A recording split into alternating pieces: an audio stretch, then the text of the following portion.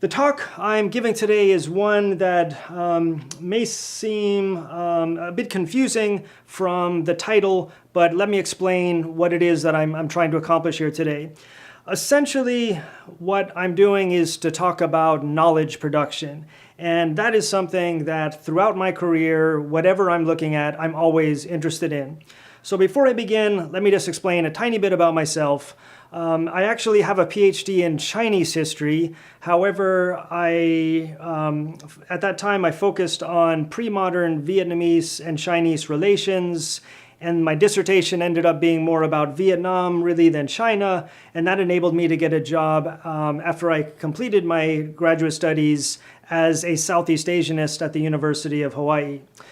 In becoming a Southeast Asianist, I felt that I didn't have this foundation that at least was satisfying enough for me. I had studied taken various courses in Southeast Asian history as a graduate student, but after I got the job teaching Southeast Asian history, I then spent 5 years studying Thai, 3 years studying Khmer, and 3 years studying Sanskrit so that I could get a deeper understanding of some of the societies in the region.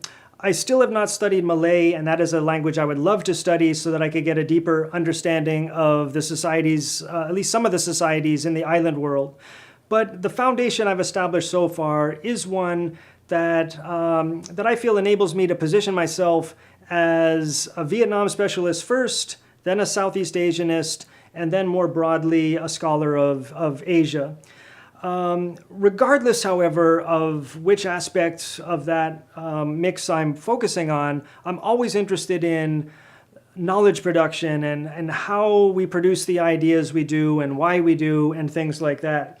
And that's what this talk is going to focus on today. It's going to look at some issues of knowledge production concerning Southeast Asia, but also place my own scholarship within that larger topic.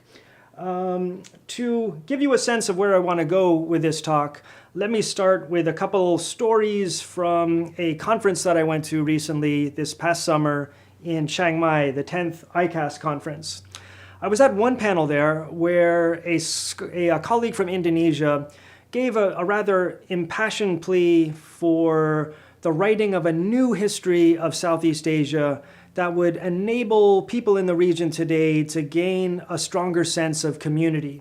So I'm using this word communitas in my talk today. That's a concept that anthropologist Victor Turner used. I'm using it in a very simple way or simplistic way or basic way to basically describe a sense of community that's created through and a belief in a shared experiences in the past. So when people feel they share something and they create a sense of community based on that shared sense of a common experience, that's this communitas I'm looking at.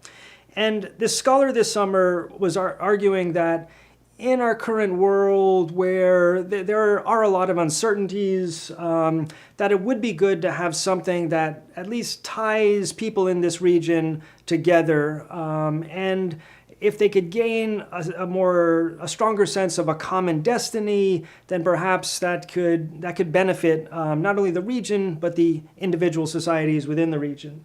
So the reason why this person was making this plea was in part because he felt that existing knowledge about Southeast Asia is not fulfilling the purpose or maybe is not sufficient for people today to gain a sense of a common experience or a sense of communitas. And so what I see today is I'm going to talk about different kinds of knowledge, but with regards to Southeast Asian history or Southeast Asia, there is a body of knowledge that we can refer to as the knowledge that was produced by Southeast Asian studies when it emerged in the West, in places like North America, the UK, Australia, and particularly in the 70s and 80s when a lot of foundational ideas were established. That body of knowledge was based largely on examinations of early modern or pre-modern history. Whereas today, I think there's a body of knowledge that people are trying to create that would support ideas of a sense of communitas for the ASEAN nations. And the knowledge that was produced about pre-modern Southeast Asia doesn't always fit with the ideas and the experiences of people today. And I think my colleague from Indonesia, in calling for a new history, was trying to find a way to say that we need some kind of updated version of knowledge about Southeast Asia that can better fit the ideas and life experiences of people in the region today. So that's one story related to this conference this summer that, as we'll see, also fits with this talk today. Another session that I went to was one in which a young scholar presented statistical information about educational levels of women across Southeast Asia and the salaries that they make. And the basic argument was that although many women have the same educational attainments as men, they're not receiving the same level of salary in certain places across the region. And to introduce this topic, this scholar turned to some of that foundational information about Southeast Asia that comes from the world of Southeast Asian studies of the, say, 60s to 80s, where people talked about the idea that traditionally women in Southeast Asia had more autonomy than, say, women in China and India. And this scholar covered that information, but it really did not help the statistics that the scholar presented later and really had nothing to do with those statistics. And so there was a tension between the foundational information that the study was based on and what the study actually did. Then finally, there's one more form of knowledge, and to go back to this academic knowledge, I refer to what this scholar was doing by just going and looking at a topic without really trying to position it at first within Southeast Asian studies as just academic knowledge. The efforts of people just to try to understand something about Southeast Asia. And even if that, and just to do it in a kind of straightforward academic manner. Then finally, there's one more type of knowledge, which is the knowledge produced in imagined communities or nations. And that is a topic I'm going to look at in a more detail as that relates to my own research. So when it comes to producing knowledge about Southeast Asia, there are different forms, and I've got four here. There's the traditional body of scholarship produced in the field of Southeast Asian studies.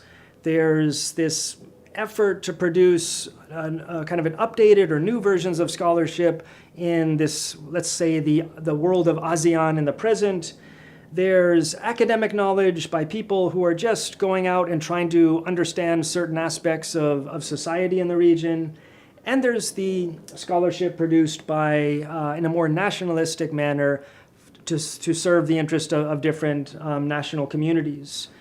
These four types of knowledge are in tension with each other. And what I'm interested in doing is finding a way to resolve some of that tension. And the reason why I want to do this is not simply because I want to make everything less tense, but it's because I think we can all benefit by finding a way to resolve the contradictions and tensions between these different forms of knowledge, because I think it is possible to do that, and there are clear academic benefits in doing so. So that's what I want to look at. And to do that, I want to first discuss a little bit about my own scholarship, and then go on to talk about how my scholarship or my broader interest are kind of push me to want to connect my scholarship to other issues that involves more cooperation with other people. Rather than waiting for this camera to stop, I think I'm going to stop it right here because we're going into a new section, and I'm going to start it right away.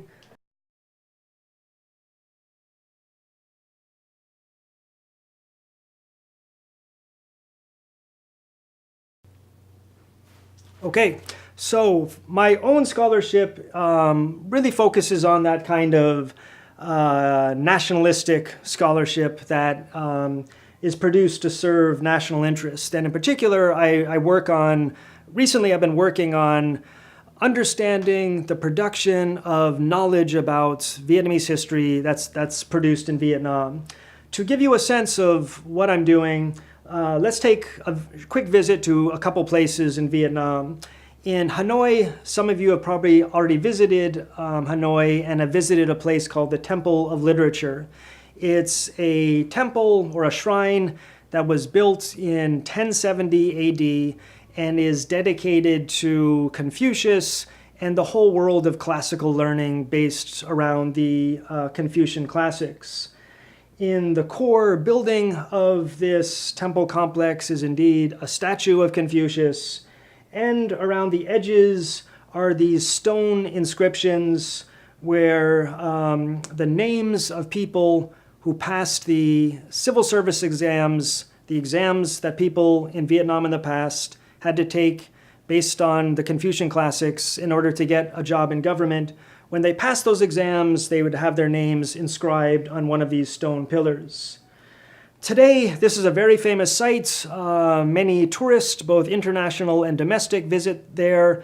This is a picture of two tourists. I have absolutely no idea who they are, but I always warn my students, if you put your picture on the internet, it may end up in one of my PowerPoint presentations. These two look like they're having a wonderful time, and many people do enjoy visiting this wonderful historical site. There's, however, another temple of literature in Vietnam, and this is one that fewer international tourists visit. This temple is in the far south, about an hour outside of Ho Chi Minh City, in a city called Bien Hoa. And it dates back at least 300 years, but it has been rebuilt in very dramatic style in the early 2000s. It also has a statue of Confucius in the courtyard, but in the main hall behind it, there is a different person who is being honored, because as you enter the main hall of this temple complex, you do not find Confucius. Confucius is outside.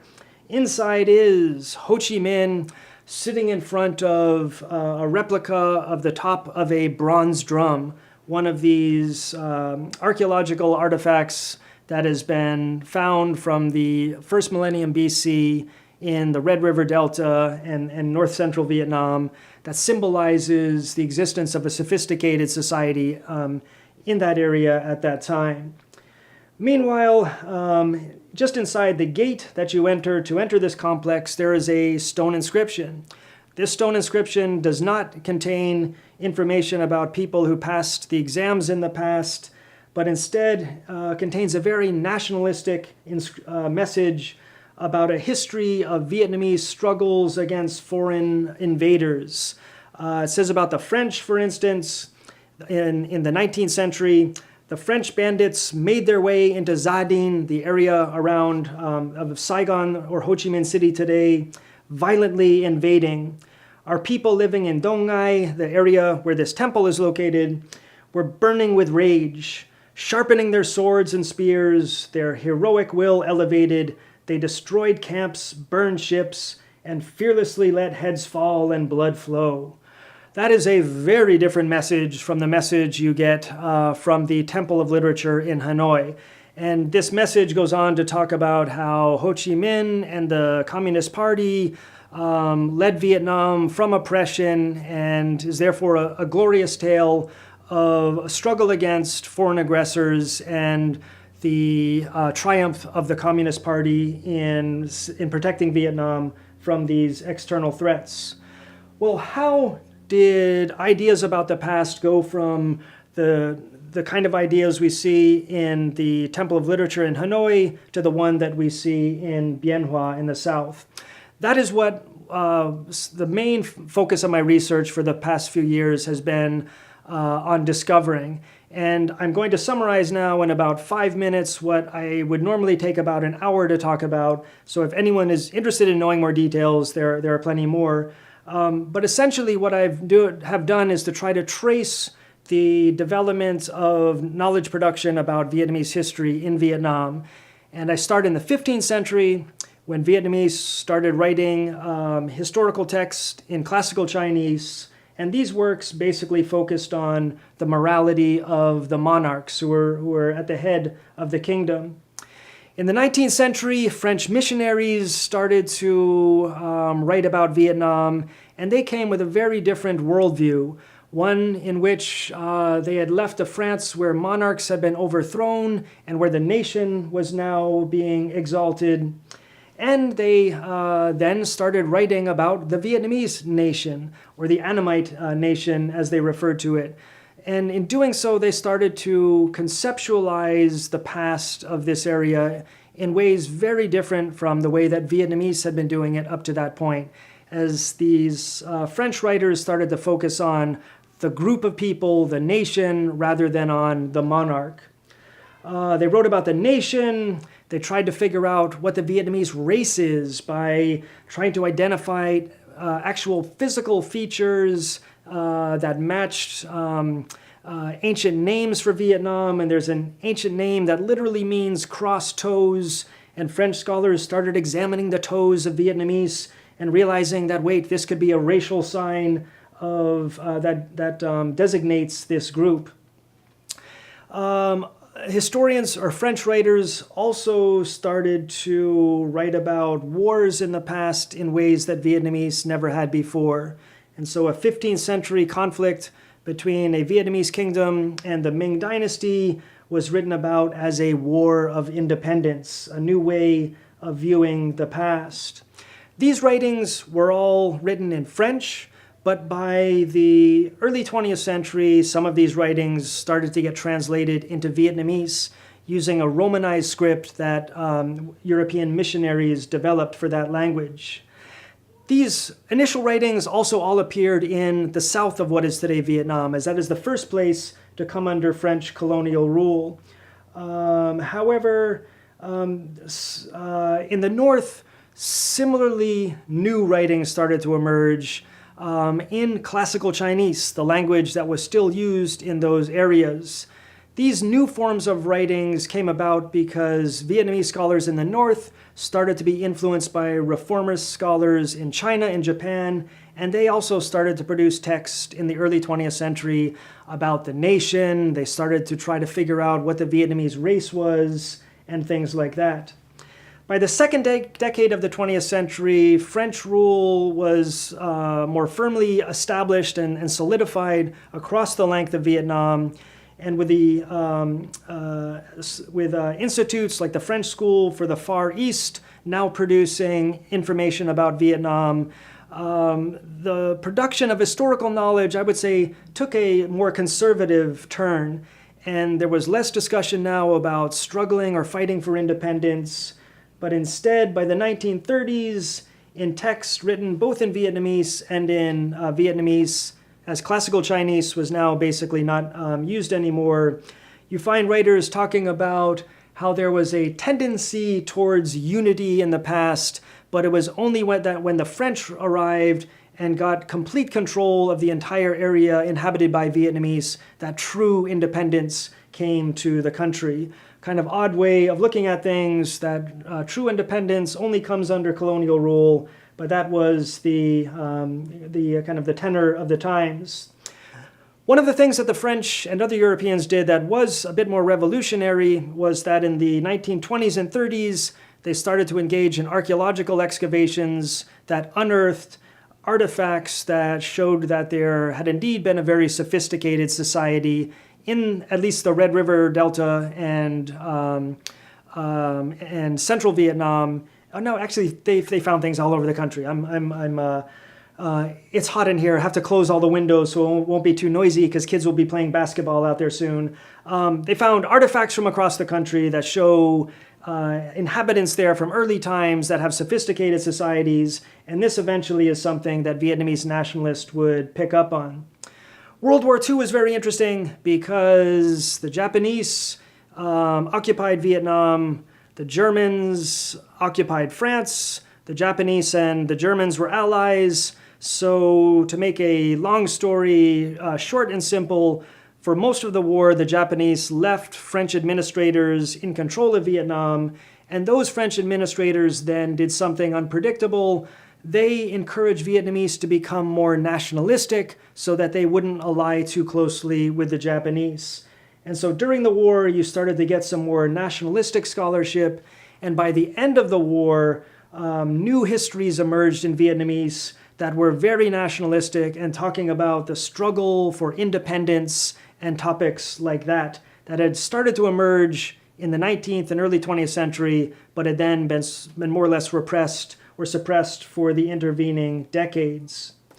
In the 1950s, Vietnam was divided. In the South, the knowledge produced about Vietnamese history was still nationalistic, but a little more conservative than it was in the late 40s. Whereas in the North, the production of historical knowledge took a Marxist turn, and scholars started to reinterpret the past from a Marxist perspective. But when the war, the Vietnam War, the war with America, really took off in the 60s, a concerted effort got underway in North Vietnam to promote a new form of history that would unite people behind the war effort.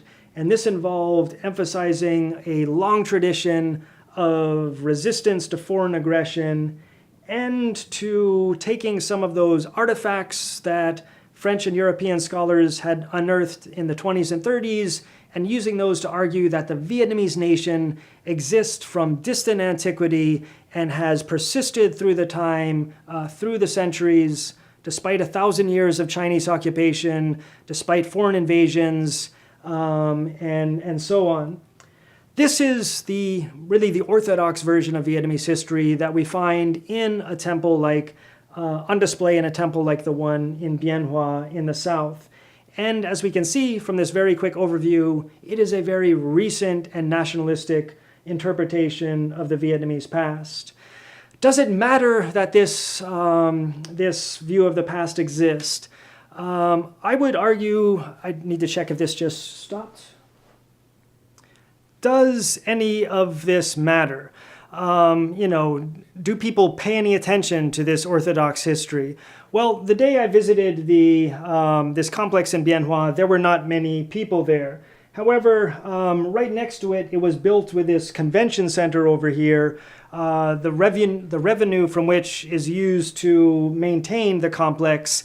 And I was told that, when they bus in people do walk through the complex and then head over to their meeting in the conference center. And of course, school children go there and things like that. However, this relates to another project that I'm working on, which is a project focusing on popular history. That is history that's created by people who are not professional historians. And in the case of popular history in Vietnam, the scholarship that is produced is even more nationalistic than the historical scholarship of what we could call the official or Orthodox narrative.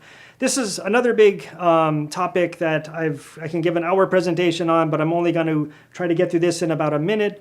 But basically, what I focus on is a guy in the 1950s who came up with this idea that basically everything that we today refer to as Chinese culture was originally created by the ancestors of the Vietnamese, and that therefore all of the glories of Confucianism and everything else essentially can be traced back to the Vietnamese. Did he have evidence for this? Not evidence that serious historians would consider evidence, but it's enough to make this guy very popular at the time and still today. In 1975, when the war ended, scholarship from the South, like this gentleman's, was suppressed and banned. However, these ideas have seeped into writings over the years, and now that Vietnam is more open, these ideas are much more widespread, and indeed, this gentleman's books are now getting republished. In recent decades, though, there was another gentleman who's been writing history in a similar vein, however, using genetic theory. And what this scholar does is to look at the ideas that people have written about, which discuss how when the first humans migrated out of Africa into Asia, they went to Southeast Asia first and then up into China. And this person uses this to basically make the same argument as the gentleman from South Vietnam in the 50s, which is that everything in China originally came from Southeast Asia. What's different about this person, though, is that he uses the concept of Southeast Asia, and he sees Southeast Asia as essentially a cradle of civilization. He even makes the argument that the first dogs were domesticated from wolves in the jungles of Southeast Asia.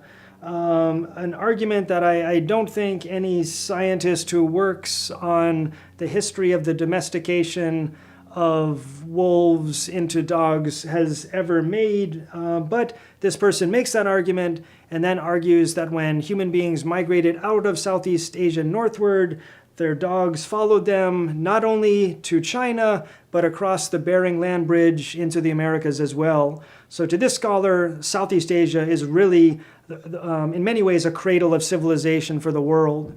And although this scholar uses the term Southeast Asia, ultimately, though, the message you get through his writings is that it's really the Vietnamese are the ones who are the driving force. And so it's a Vietnamese-centric, Southeast Asian-centric view of the history of the region. And as extreme as a lot of these ideas are, they have nonetheless made their way into textbooks like this one that are part of the basic curriculum for university students in Vietnam today. So these extremely nationalistic ideas that are created by imagined communities or nations to help people imagine the cohesiveness and longevity of their nation are very strong, and they make it very difficult for people to gain a sense of an imagined communitas of a larger area. Because why, after all, would you want to see yourself as part of something bigger when you have this strong belief in your own greatness? That is a tension that exists in in this mix of different forms of knowledge that, like I said, are in tension with each other. How can we resolve this? Well, one of the things we can do is to essentially deconstruct this nationalist view of the past, and then to try to find parallels in, maybe we can say, these deconstructed nationalist histories. A couple years ago, when I was in the region, I picked up this book here on the history of Pahang, which is essentially using Benedict Anderson's ideas of how nations get created through a process not only of actual state building, but of also conceptualizing a sense of community. And I was amazed to see how many parallels existed between that polity and places at the same time in Vietnam, let's say around the 15th century. And over I could see that the ways that states in both of these areas were not only establishing their authority, but creating a sense, a consciousness of a community were very, very similar. And therefore, you could use ideas like this to create a history that would show common experiences in the past. You could do it, but I think it would be difficult for many people to accept because it really challenges some of the stronger and more entrenched nationalistic ideas that are out there. It's a topic worth pursuing, but it will be a difficult one. One that I think is more accessible and can have a more immediate impact for many people is to try to rethink this information that was created in the Southeast Asian studies world of the 60s, 70s, and 80s in places like North America, the UK, and Australia. As I said before, a lot of that knowledge was based on ideas from pre-modern and early modern history.